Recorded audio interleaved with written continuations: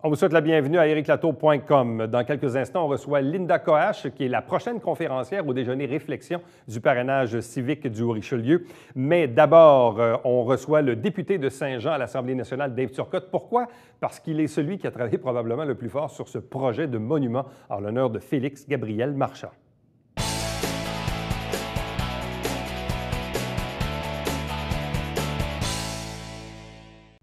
Vous l'avez peut-être vu ou aperçu ou même apprécié au cours des dernières semaines, cette statue, ce monument en l'honneur de Félix Gabriel Marchand à l'intersection de la rue Saint-Jacques et Jacques-Cartier, tout juste à côté de l'hôtel de ville de Saint-Jean-sur-Richelieu. C'était d'ailleurs l'inauguration officielle dimanche dernier. Avec nous pour en parler, le député de Saint-Jean à l'Assemblée nationale, Dave Turcotte. Bonsoir et bienvenue. Bonsoir. C'est quand même intéressant de voir qu'un député du Parti québécois honore un ex-premier ministre libéral. Effectivement. Quand même. Il faut dire qu'à l'époque, le Parti québécois n'existait pas. Mais au-delà de ça, je suis un des premiers députés à l'Assemblée nationale, à mon bureau de circonscription, d'avoir implanté la galerie des députés. Donc, à mon bureau de circonscription, à l'heure actuelle, notre salle de réunion, c'est un cadre de chacun des députés, donc des 17 députés, peu importe le parti politique, parce que je crois que c'est important de commémorer les députés que nous avons eus dans la circonscription, parce qu'ils ont travaillé, ils ont réalisé des choses, et la circonscription est ce qu'elle est, parce qu'il y a eu des gens avant moi, là. Bon. Et Félix Gabriel Marchand est un personnage fascinant qui a vraiment marqué et laissé sa trace parce qu'au-delà du fait qu'il y a un pont qui porte son nom ou un parc ou des rues ou encore les prix du Gala de l'excellence de la Chambre de commerce qu'on appelle des Félix Gabriel Marchand, au-delà de ces trucs significatifs de l'histoire, même moi qui surveille ça peut-être d'un peu plus près que la moyenne des ours, je me suis souvent intéressé à savoir, qu'est-ce qu'il a tant fait, ce monsieur-là, qu'on dit cultivateur, notaire, éditeur, journaliste, écrivain, il y a même une pièce de théâtre, il a été, un des fondateurs du Canada français, de la Chambre des notaires, et là, on pourrait nommer, il a été député pendant quoi, 20, 30 ans? 33 ans. 33 ans, et ultimement premier ministre, un député de Saint-Jean, premier ministre, mort en fonction... au début des années 1900, quelque chose comme ça. 1900. En 1900 pile. Le 25 septembre. C'est pour ça que nous avons inauguré le monument le 25 septembre. Bref, et quand on se met à fouiller, c'était un personnage qui a laissé une marque indélébile sur la région. Oui et non. Oui, parce qu'il a fait beaucoup et beaucoup. La famille Marchand, en général, la cathédrale, c'est la famille Marchand. Marchand a été conseiller municipal, il a été commissaire scolaire. Canada français, la Chambre de commerce, même, il a été dans les premiers. Des organisations, la Banque de Saint-Jean à l'époque, qui avait été fondée par Félix Gabriel Marchand. Mais effectivement, on se souvient peu de lui. Et pas juste ici dans la région, là, à travers le Québec. Lorsqu'on parle de premier ministre, du début du 20e siècle. Au fond, on pense souvent à Honoré Mercier et d'autres premiers ministres de cette époque. Mais Félix Gabriel Marchand est complètement oublié, malgré qu'il a fait beaucoup pour le Québec. En quelques années, 2 ou 3 ans, il a complètement éliminé le déficit et la dette du Québec. Il a mis en place... Il a voulu mettre en place le ministère de l'Éducation, qui était à l'époque le ministère de l'Instruction publique, et le Conseil législatif, qu'on appelait le Sénat, a refusé l'instauration. On a été obligé d'attendre 60 ans, Révolution tranquille, sous Jean Lesage, pour avoir le ministère de l'Éducation. Donc, il a fait beaucoup en peu de temps, 3 ans comme premier ministre, et décédé en fonction, comme vous l'avez dit. Et la légende veut que lors des funérailles, c'était des funérailles à l'Assemblée législative, qui est l'Assemblée nationale, il y avait pratiquement 50 000 citoyens devant le Parlement pour aller se recueillir devant sa dépouille. Donc, ça veut dire qu'il était très apprécié à son époque, mais un peu laissé pour compte par l'histoire. Et c'était un peu mon objectif par le monument, parce que oui, son nom, on l'entend. Le pont, l'ancienne école, qui est maintenant Joséphine Dandurand, sa fille. L'école Joséphine Dandurand est la fille de Félix Gabriel Marchand. Mais son visage était plus ou moins connu, à part à l'époque devant le musée, un croquis là, de son portrait derrière le palais de justice un peu, là. Mais c'est tout. Donc, je me disais, ça serait bien d'avoir un monument, surtout qu'on n'en a pas vraiment à Saint-Jean, de vrais monuments de sculpture qui représentent nos grandes personnalités. Et dans le cadre du 350e, ça s'inscrivait d'une belle façon. Mais il faut se rappeler que ça fait depuis quand même 2010 que ce projet-là est sur la table à dessin. Donc, c'est sûr que c'est difficile à amasser de l'argent. C'est quand même 100 000 et plus, là, le monument. On a eu une émission ici, justement, sur les activités de financement qui ont porté fruit, force est de constater. Mais le monument, selon moi, sera un premier pas dans une opération pour connaître davantage Félix Gabriel-Marchand. Différentes discussions qui se font en ce moment là, pour une exposition, un colloque. Sa dernière biographie et sa seule biographie date de 1979, je crois. C'est Lionel Fortin, un historien de la région aussi, qui l'a écrit. Pas d'autres biographies sur Félix Gabriel-Marchand.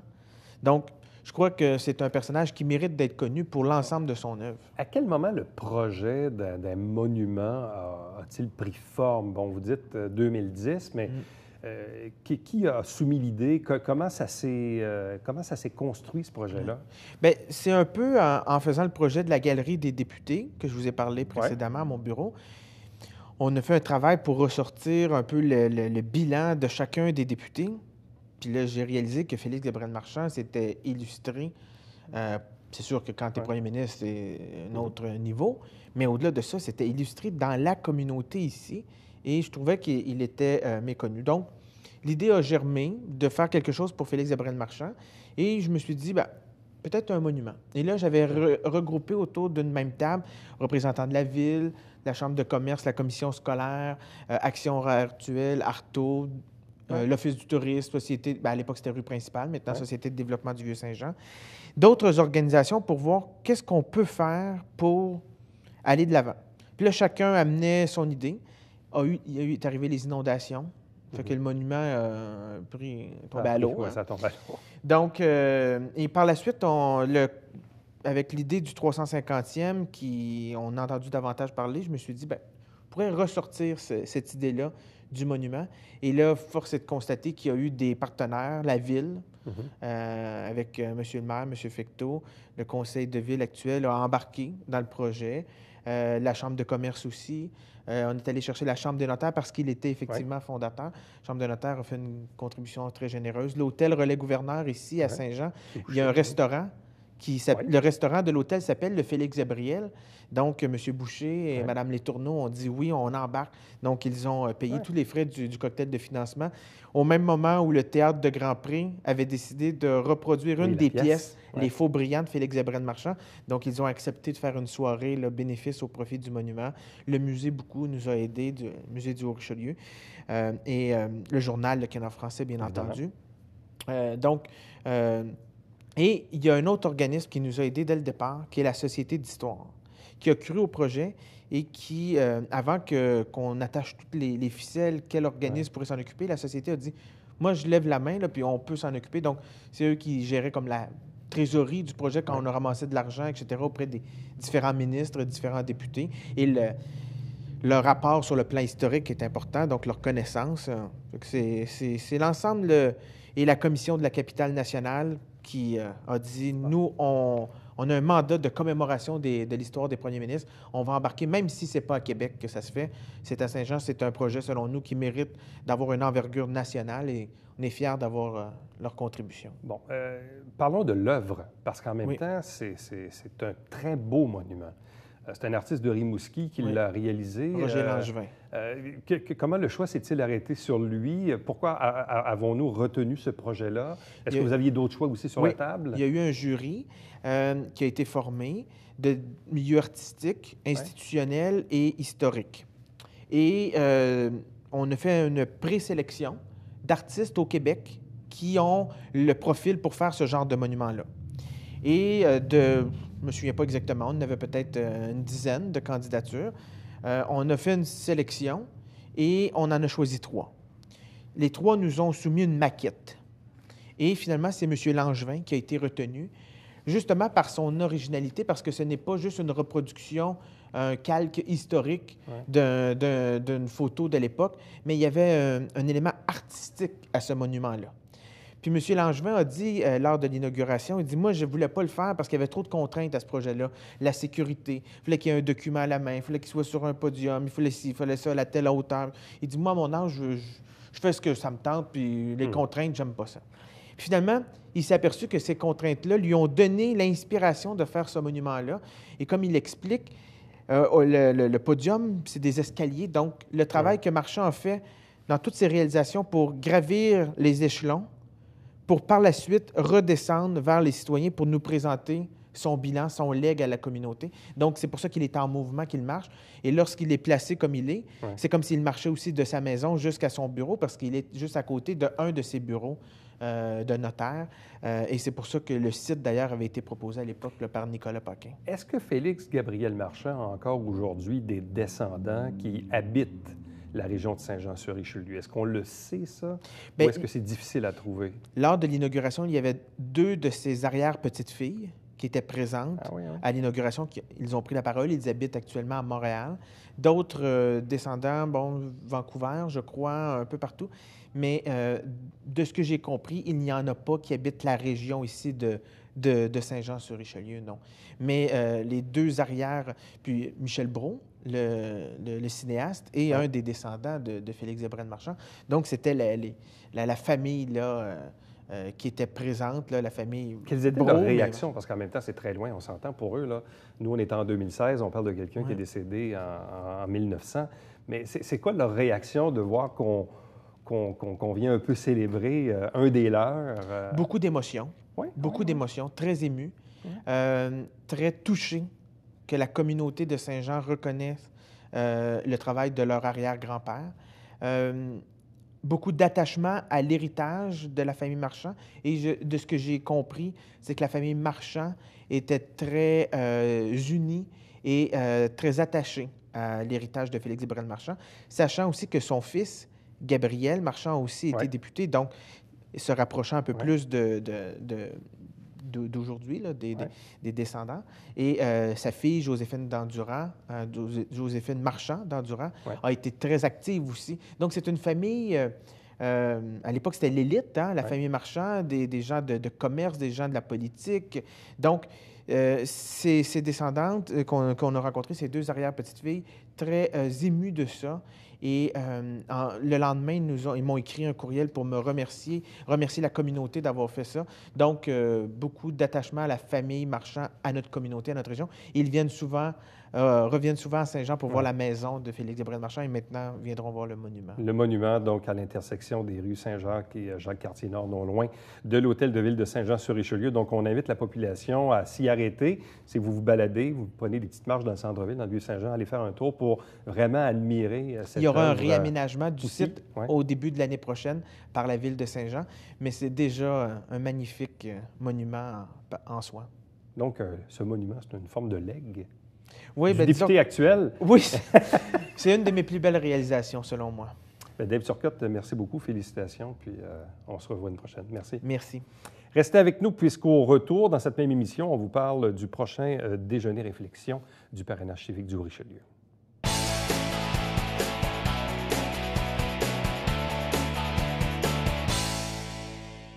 Salut, ici Alexandre Baudouin. Et François Trépanier. François, cette semaine, on parle de quoi? Levin. Ah, on parle d'arts martiaux mix. J'aime le concept des gants. Oui, bien écoute, Éric Aymar, Corinne Laframboise et Michael Dufort de Hybride Série Professionnelle sont là pour parler MMA. Manquez pas ça.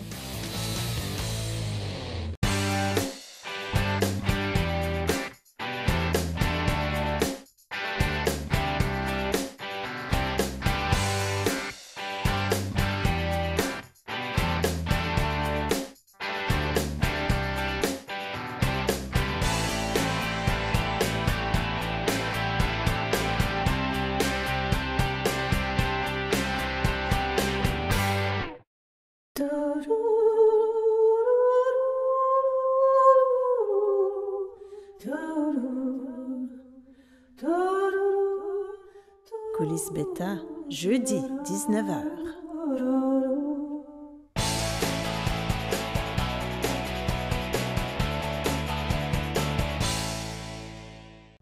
Le parrainage civique du Richelieu, un organisme qui existe chez nous, évidemment, depuis plusieurs décennies, organise une fois par année un déjeuner à réflexion. C'est un événement, évidemment, une activité bénéfice pour l'organisme. Donc, le prochain événement, c'est très bientôt. Donc, c'est mercredi, le 12 octobre, à l'hôtel Relais-Gouverneur à Saint-Jean-sur-Richelieu. Donc, 2 invités pour parler de cet événement. D'abord, Jocelyne Fredette, qui est la directrice générale du parrainage civique. Bonsoir. Bonsoir. Accompagnée de celle qui va livrer ses états d'âme, son témoignage, Linda Coache. Bonsoir et bienvenue. Bonsoir. Tout d'abord, bon, c'est un événement important pour l'organisme qui, à chaque année, nous amène des personnalités de tout acabit qui viennent nous livrer un peu des réflexions, mais c'est pas une conférence, c'est très inhabituel comme type de discours qu'on livre. Oui, tout à fait.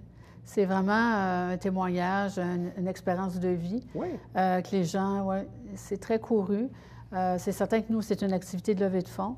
On est heureux d'avoir eu une commandite de Raymond Chabot de Grant Thornton et d'avoir demandé à Mme Linda Coache d'être notre invitée d'honneur pour le 33e déjeuner du parrainage civique du Richelieu. Elle a accepté. Linda a un parcours particulier avec le parrainage. Elle va vous dire ça tantôt, mais elle a un parcours particulier. Et puis, on est très, très, très heureux d'avoir pu compter sur elle puis d'avoir l'événement là, prochainement. Ouais. Et pour le parrainage civique, c'est une activité de levée de fonds qui se veut très importante. On le sait, les organismes communautaires, nous ne pouvons plus avoir de financement supplémentaire, que ce soit du gouvernement ou quoi que ce soit. Et même nos bailleurs de fonds, eux aussi, éprouvent des difficultés.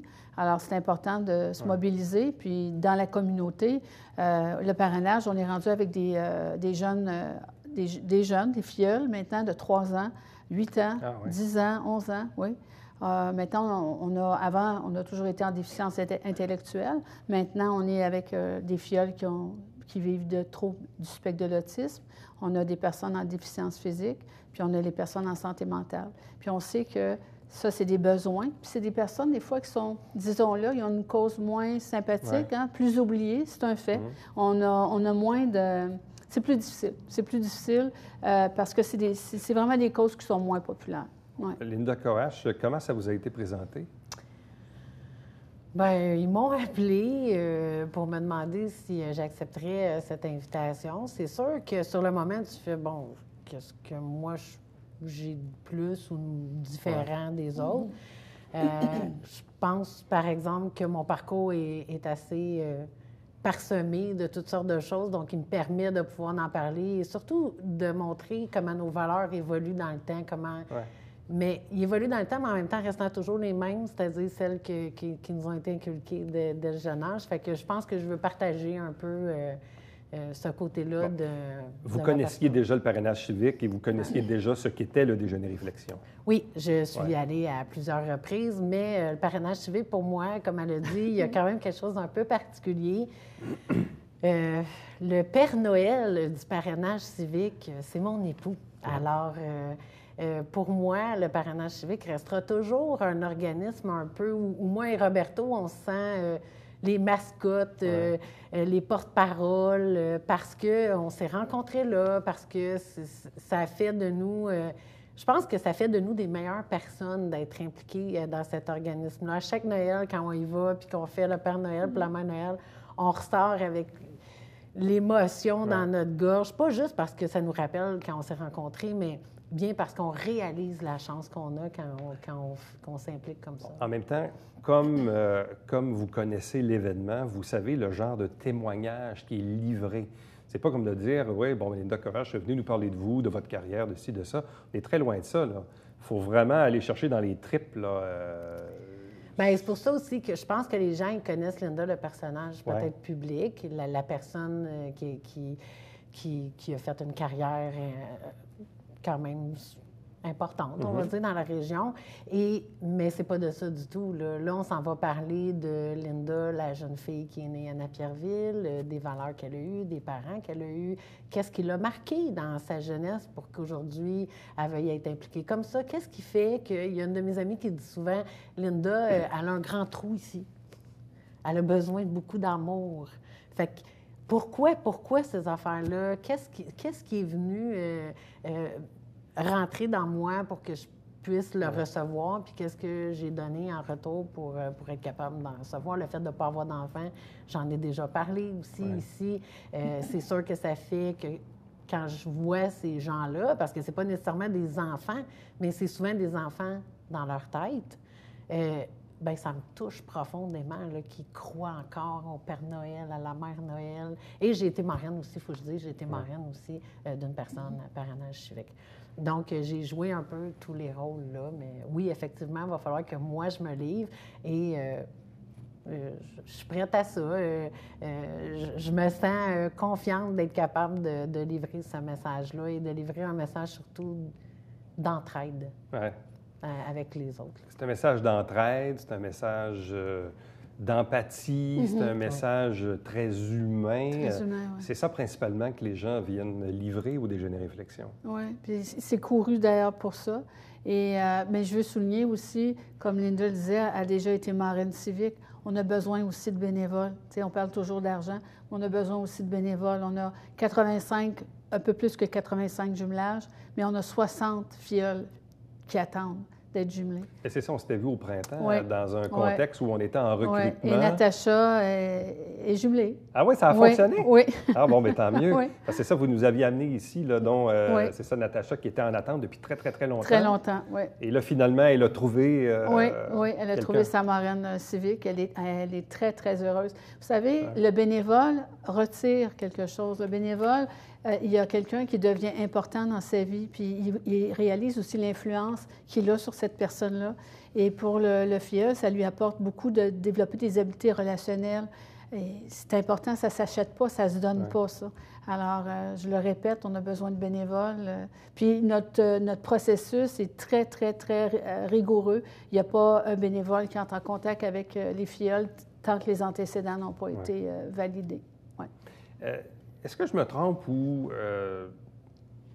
le facteur humain évolue aussi avec le temps, avec les années, avec l'expérience? Parce qu'au-delà de la carrière, au-delà des ambitions, au-delà de l'argent, surtout que je parle d'une comptable, mais au-delà de ça, on est tous des humains qui, au jour le jour, essayons de faire notre possible avec nos expériences, nos déceptions, nos succès, nos échecs. C'est ça fait de nous ce qu'on est aujourd'hui. Puis quand on voit des gens près de nous partir trop tôt, même dans certains cas, la maladie, tout ça, ça forge chez nous, disons, une évolution de nos valeurs humaines. C'est définitif. Tu me comparais aujourd'hui à mon âge avec quand j'avais 30 ans. Je pense que le côté aide a toujours peut-être été là, effectivement. Là, mais je ne les ai pas toujours faites dans le même objectif. L'objectif ultime, quand j'avais 30 ans, n'était pas le même qu'aujourd'hui. Aujourd'hui, ou dans les 10 dernières années, je pense que effectivement, ce côté-là, le côté humain a pris un grand ascendant par rapport à le côté affaires. Ouais. Parce qu'un jour, ta carrière est faite, ton nom est fait, tu as toujours des choses à apprendre, tu as toujours des gens que tu voudrais avoir comme client. Là, c'est pas ça. C'est que c'est plus ça l'important. L'important, c'est d'aider quelqu'un. Et là, quand tu aides quelqu'un, bien, tu te sens grandir. Et moi, je dirais que dans les 10 dernières années, je vais donner le crédit à quelqu'un de ça. C'est sûr que j'avais un cœur à la bonne place, c'est certain. Ouais. Mais mon mari, là, c'est un gars comme ça. C'est un gars qui aide tout le monde. C'est un gars qui... Tous les défavorisés, les démunis, les moins bien nantis, il les aide toujours. Il fait du vélo avec des aveugles, il s'occupe de parrainage. Tu sais, fait qu'il a apporté ce côté-là à ma vie de ne pas toujours faire quelque chose pour quelque chose. Oui. Tu sais, dans le fond, souvent... Donner sans regarder, sans nécessairement se dire, bon, il y a quelque chose en retour. Là. Avez-vous déjà commencé à écrire un peu votre texte? Oui.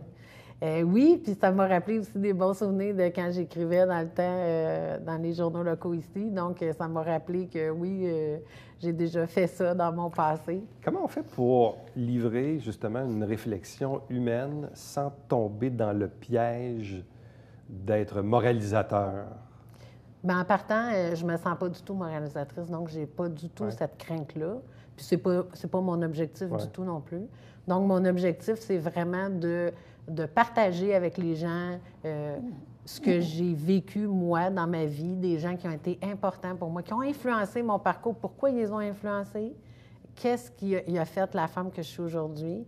Puis ça va être tout simple, mais tout sincère. Ceux qui me connaissent savent que je vais quand même livrer un message honnête et sincère et avec entrecoupé de petites jokes, évidemment, parce qu'on peut pas... On peut pas faire de ça quelque chose de triste. Il faut que ce soit quelque chose de... d'amener une conscience sociale aux gens. Là. C'est très bientôt, donc mercredi 12 octobre, donc c'est le matin, c'est un déjeuner réflexion, à l'hôtel Relais Gouverneur. Avez-vous un nombre limite de places? Ah non, non, non. Vous êtes On ouvert? a atteint 120. On a une salle pour 300 personnes. Si on en a 200, c'est notre but. OK, donc là, vous en avez 120 120, déjà vendus, oui, oui. avec une capacité de 300. Fait que C'est c'est pas un ça. problème d'espace. Non. Et c'est combien? C'est 60 et puis on peut téléphoner au parrainage civique du Haut-Richelieu, 450-347-8091, pour avoir les billets ou se présenter sur place, mais idéalement, on demande que ce soit avant. Et c'est à 8 heures le matin. Ça se termine à l'heure que les gens le veulent, dans le sens qu'ils doivent partir. Mais Mme Coage va livrer son témoignage pour à peu près 45 minutes. Donc, en 1 heure, tout devrait être terminé. Si je peux me permettre, Oui. il y aurait quand même une première partie à ça. Oui. Ma grande amie, Sylvie Tivierge, va livrer la première partie, si on veut, et Sylvie va parler de la chose certainement qui est le plus importante dans ma vie, l'amitié. Alors, c'est la première partie. Je tiens à souligner que Sylvie va être présente avec moi. À vous deux, merci beaucoup. Merci. Au revoir. Merci. Restez avec nous, puisqu'au retour, on vous présente le Babillard quotidien.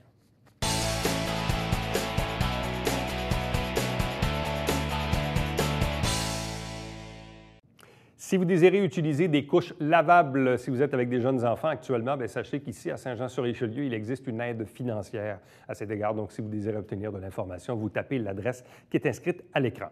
Chaque semaine, on vous présente des extraits des travaux du Conseil municipal de Saint-Jean-sur-Richelieu, rappel de la grille horaire, émission qui se retrouve également sur notre site Internet. Tous les dimanches matins, 9h30 en direct au câble 09, c'est bien sûr le Télébingo avec 3 500 $ en prix, carte pleine toujours 2000, et il y a toujours 30 dépositaires sur le territoire qu'on dessert pour vendre les fameux livrets. Pour avoir la liste, vous faites tvhr9.com. Entre-temps, si vous désirez m'écrire, faites-le par courriel, Éric Latour en un mot, à commercial tvhr9.com. À demain. Bye-bye.